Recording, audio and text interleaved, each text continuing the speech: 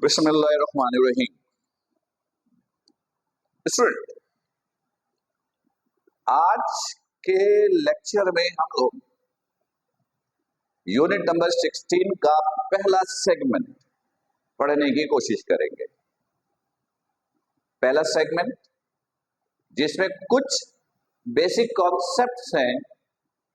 Chapter का title है laws of thermodynamics, जिसका पहला सेगमेंट जो इंट्रोडक्शन है मैंने आपको बताया था वो है concept of heat capacity, specific heat, molar specific heat and its types.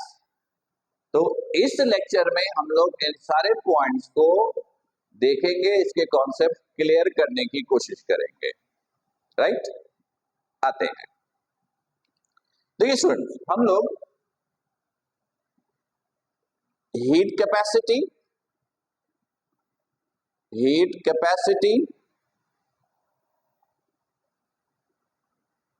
Specific heat,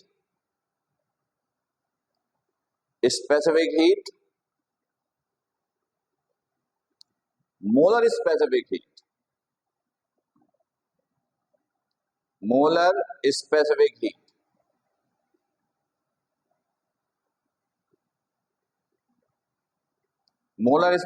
heat, इसके कॉन्सेप्ट्स को क्लियर करेंगे। राइट।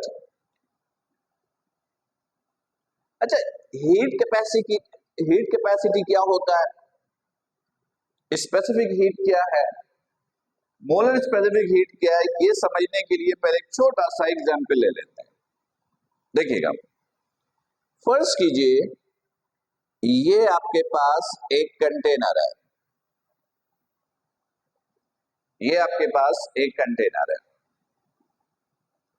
इस कंटेनर में है वाटर, इस कंटेनर में वाटर है। मैंने आपसे पूछा कि इस कंटेनर में वाटर तो है, पर वाटर की क्या क्वांटिटी है इसमें। तो आप मुझे 3 तरीके से आंसर दे सकते हो। पहला, आप स्ट्रेट फॉरवर्ड बोलोगे, सर हमें तो नहीं मालूम कि इसके अंदर कितना वाटर है, यानी पहला ऑप्शन अननोन क्वांटिटी, हमें नहीं मालूम इसके अंदर कितना वाटर है। दूसरा ऑप्शन कि आपने मुझे केजी में बताया।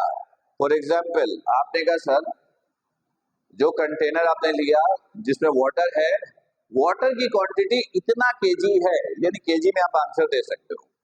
मैंने अज्यूम किया 1 केजी। तीसरा option,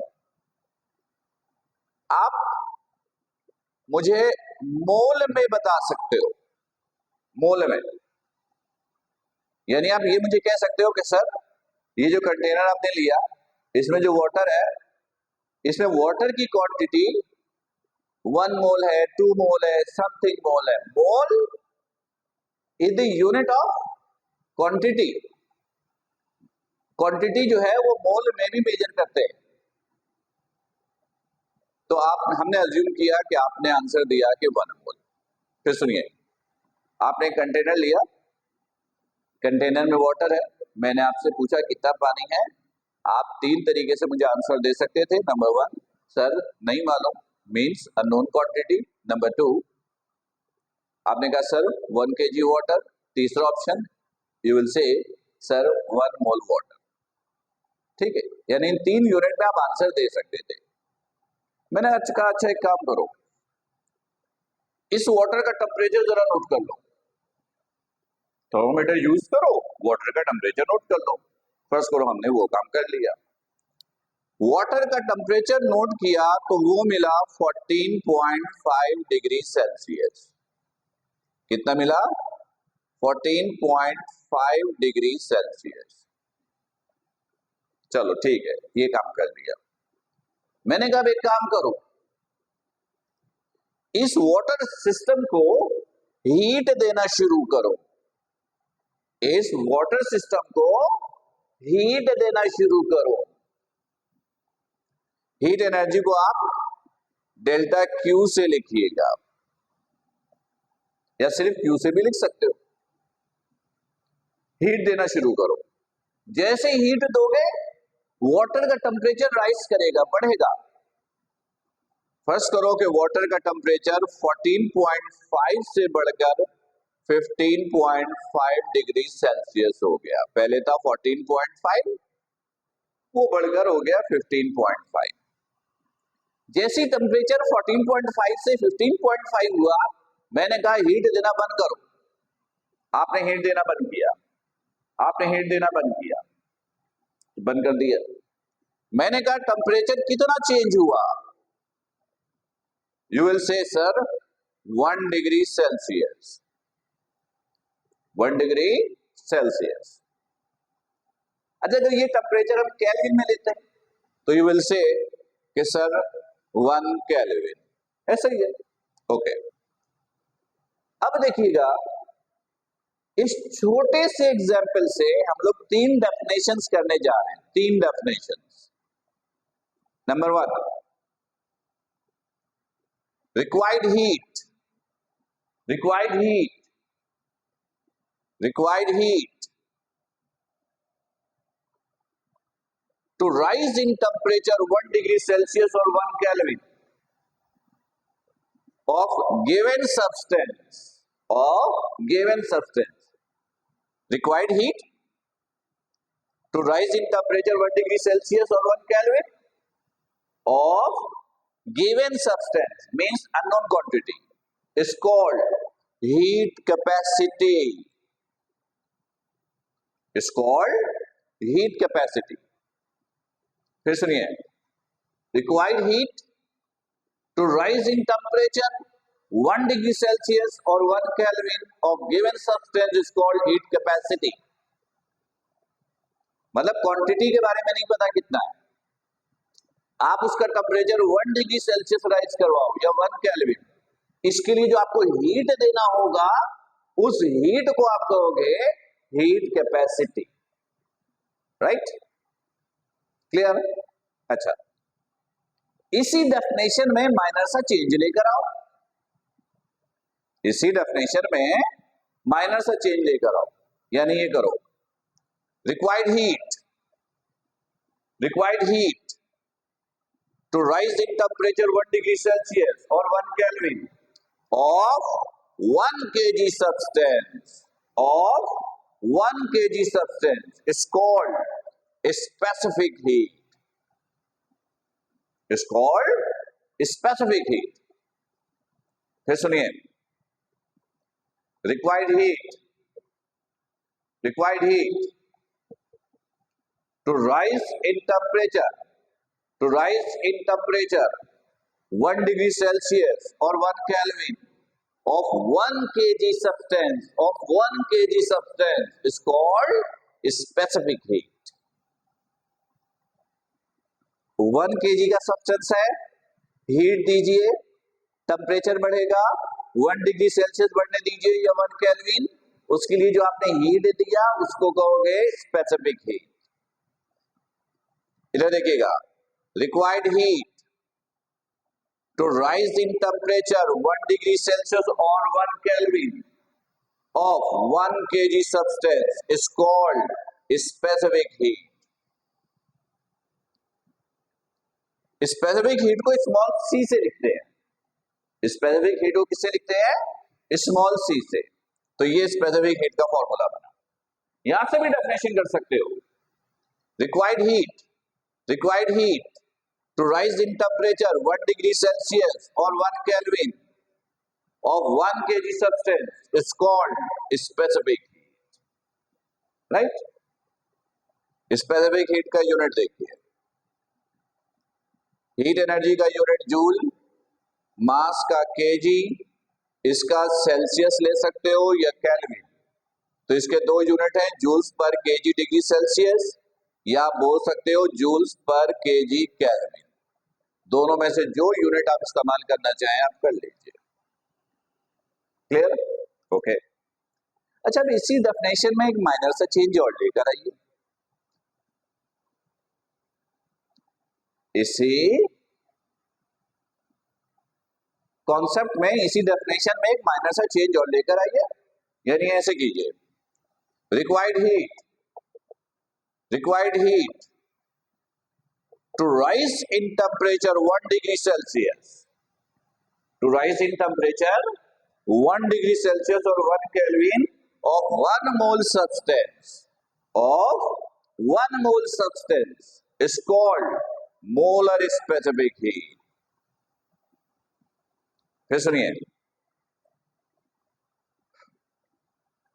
required heat to rise in temperature 1 degree Celsius or 1 Kelvin of 1 mole substance is called molar specific heat. It's called molar specific heat.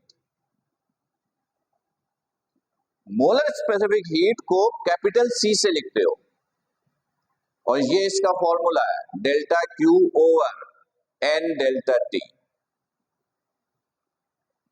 यहां से भी डेफिनेशन कर सकते हो, required heat to rise in temperature 1 degree Celsius और 1 kelvin of 1 mole substance is called molar specific heat, is called molar specific heat. और molar specific heat को हम लोग कैपिटल सी से लिखते हैं, राइट। तो देखिए आपने फिलहाल 3 डेफिनेशन देखी, heat capacity, specific heat, molar specific heat. तीनों की डेफिनेशन सेम है, माइनर सा चेंज है सिर्फ क्वांटिटी का। मैं फिर रिपीट करूं, the required heat to rise in temperature 1 degree Celsius or 1 Kelvin of given substance is called heat capacity. Minus से चेंज लाइए, required heat to rise in temperature 1 degree Celsius or 1 Kelvin of 1 kg substance बन जाएगा specific, small C से लिखेंगे। इसी में minor सा change और लाइए, the required heat to rise in temperature 1 degree Celsius or 1 Kelvin of 1 mole substance, तो वो बन जाएगा मोलर स्पेसिफिक हीट और उसको लिखेंगे कैपिटल सी से, राइट। अच्छा भी स्टूडेंट्स याद रखिएगा, मोलर स्पेसिफिक हीट की एक और डेफिनेशन भी है, मोलर स्पेसिफिक हीट की एक और डेफिनेशन भी है, वो देखिए, इधर देखिएगा, आपको दिख रहा होगा, ये मोलर स्पेसिफिक हीट का formula delta Q over N delta T, ऐसा ही है। इसे इक्वेशन 1 का नाम देते हैं फिलहाल। ये जो n है ना, ये जो n है, ये नंबर ऑफ मोल को रिप्रेजेंट करता है। किसको? नंबर ऑफ मोल को, अभी डेफिनेशन में बताया। और नंबर ऑफ मोल का फॉर्मूला होता है मास ओवर मोलिकुलर मास या molar mass.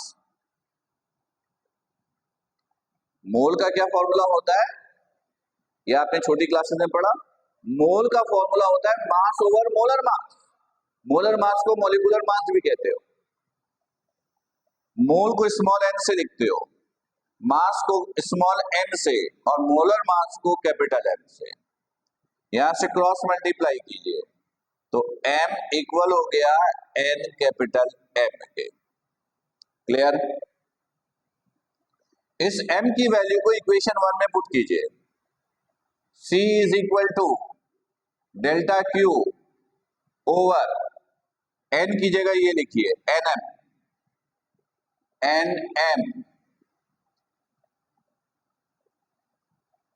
and this delta t as it is, this delta t as it is।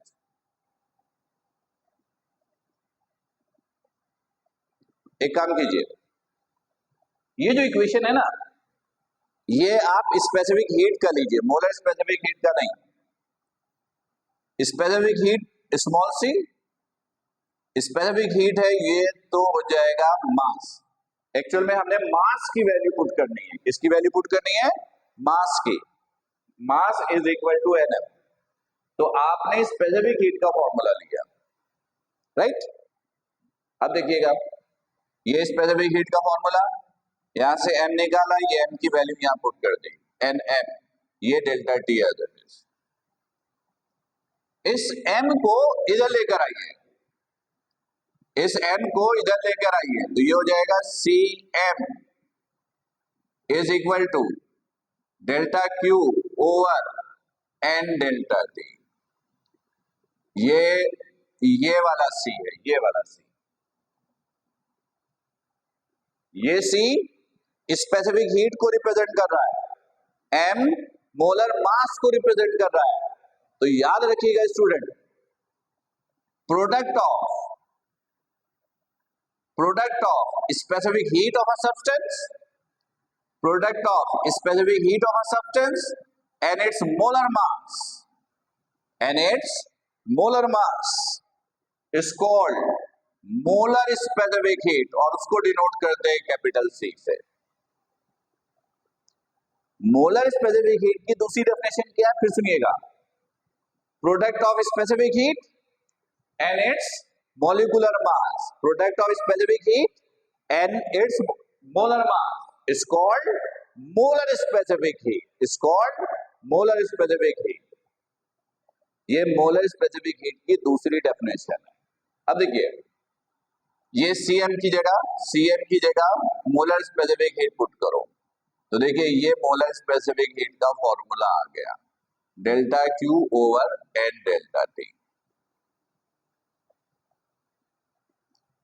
ये पेपर में एज अ शॉर्ट क्वेश्चन ऐसे भी आ सकता है, हम कहेंगे define specific heat and molar specific heat, define specific heat and molar specific heat, also establish a relation between them, define specific heat and molar specific heat, also establish a relation between them। तो ये specific heat से शुरू किया, पहले specific heat की definition दी, फिर molar specific heat की definition दी, फिर स्पेसिफिक हीट से शुरू किया, मोलर स्पेसिफिक हीट ऑब्टेन किया।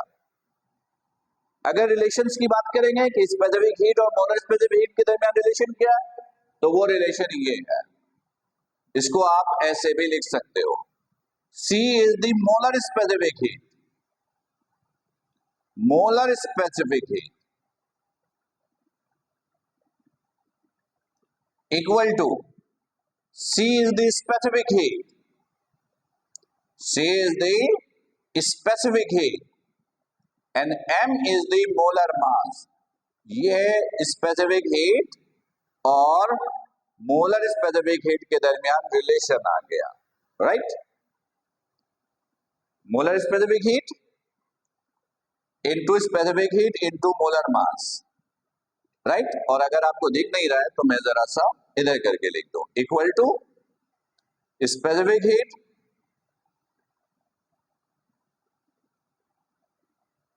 इनटू मोलर मास, ये molar mass, right.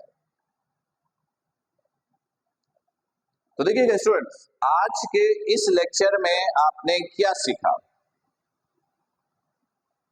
Unit number 16 का पहला सेगमेंट था जिसमें हमने हीट कैपेसिटी का कॉन्सेप्ट देखा, स्पेसिफिक हीट का कॉन्सेप्ट देखा और मोलर स्पेसिफिक हीट का कॉन्सेप्ट देखा, और फिर स्पेसिफिक हीट और मोलर स्पेसिफिक हीट के दरमियान रिलेशंस को डिस्कस भी किया, राइट। अभी भी इसके अंदर एक सेगमेंट रहता है, types of molar specific heat, लेकिन स्टूडेंट वो फिलहाल आप स्टडी नहीं कर सकते हैं। इसके बाद अब हम लोग यूनिट 16 का एक टॉपिक है फर्स्ट लॉ ऑफ थर्मोडायनामिक्स। तो पहले अब फर्स्ट लॉ ऑफ थर्मोडायनामिक्स पढ़ेंगे अगले लेक्चर में, फिर हम लोग types of molar specific heat पढ़ने के काबिल होंगे। क्लियर? तो इस लेक्चर्स को अच्छी तरह समझ लीजिएगा, एक दफा फिर रिव्यू ले लीजिएगा, जहां जहां प्रॉब्लम्स आए आप उसको नोट कर लीजिएगा, और फिर जब लाइव सेशन हो तो आप उसमें मुझसे क्वेश्चंस कर सकते हैं। क्लियर? थैंक यू, अल्लाह हाफिज, अस्सलाम वालेकुम।